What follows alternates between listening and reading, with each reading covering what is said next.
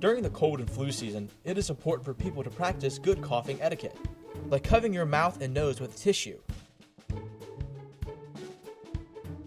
And if you don't have a tissue, cough or sneeze into your sleeve, not your hand. Putting your used tissue in a wastebasket. And always remember to wash your hands. For more information, call 1-800-232-4636.